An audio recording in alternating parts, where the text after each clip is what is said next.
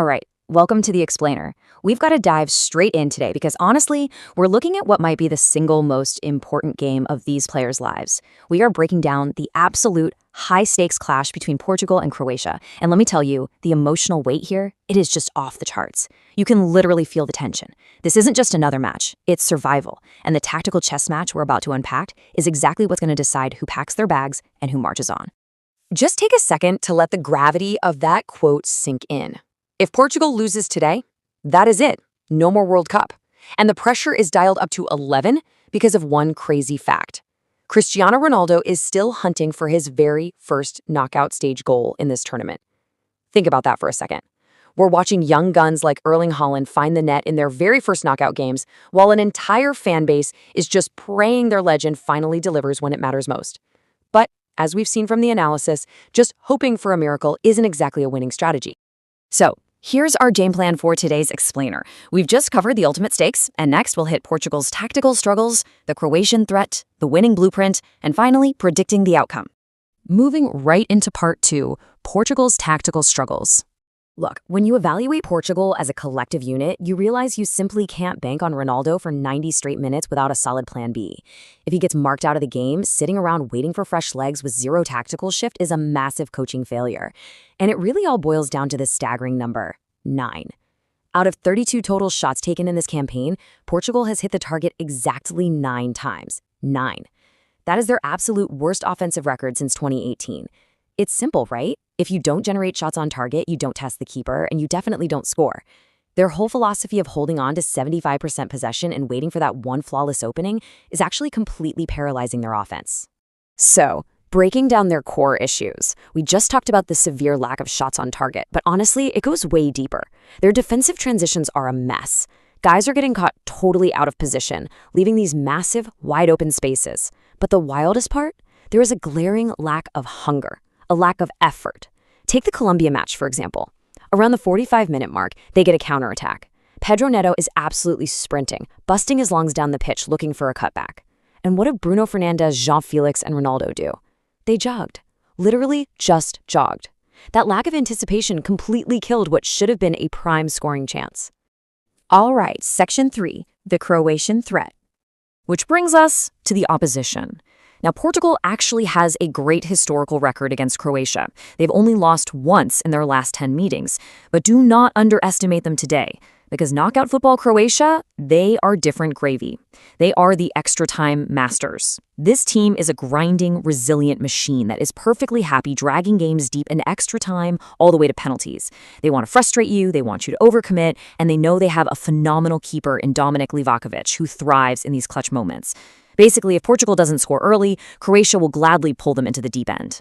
Tactically, Croatia is incredibly adaptable. We've seen them roll out a standard 4-2-3-1, sure, but they can seamlessly shift into a really tight back five.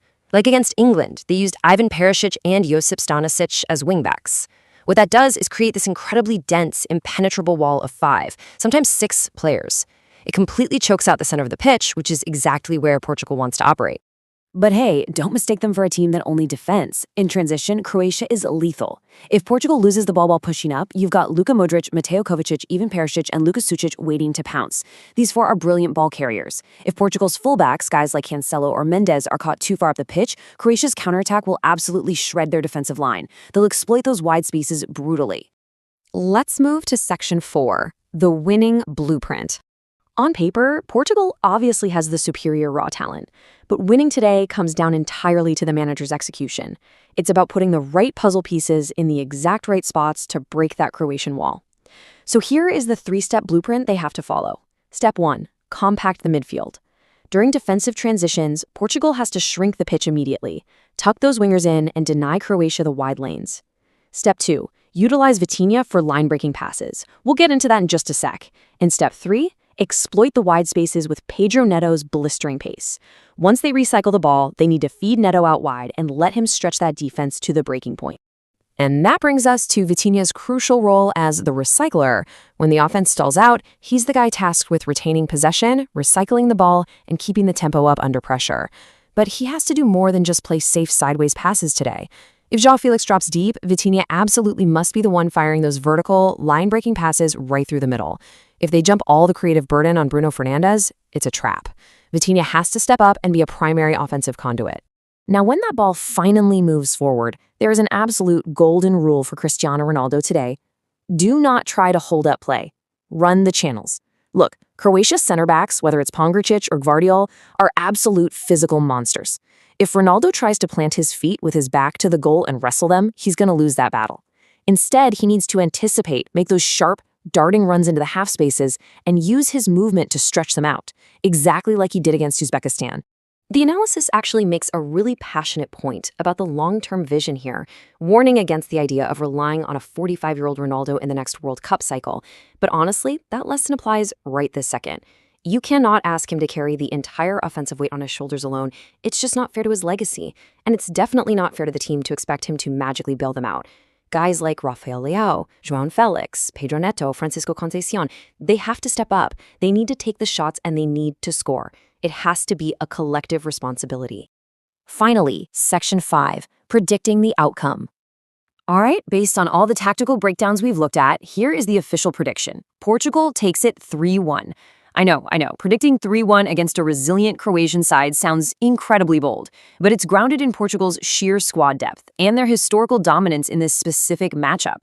If Portugal stops overthinking, stops waiting for that flawless pass, and actually starts firing shots from outside the box to test Livaković, while also keeping that midfield tight during transitions, their sheer attacking firepower should eventually overwhelm Croatia inside regulation time. Which leaves us with one massive burning question. Will Cristiano Ronaldo finally get his knockout stage goal? We've gone through the tactical adjustments they need to make it happen. But now, I want to hear from you. What do you think about Portugal's lineup options? Should Cancelo start? What about Felix? Drop your tactical reads and your score predictions down below. Thank you so much for joining me on this explainer. Stay focused, stay curious, and I'll catch you in the next one.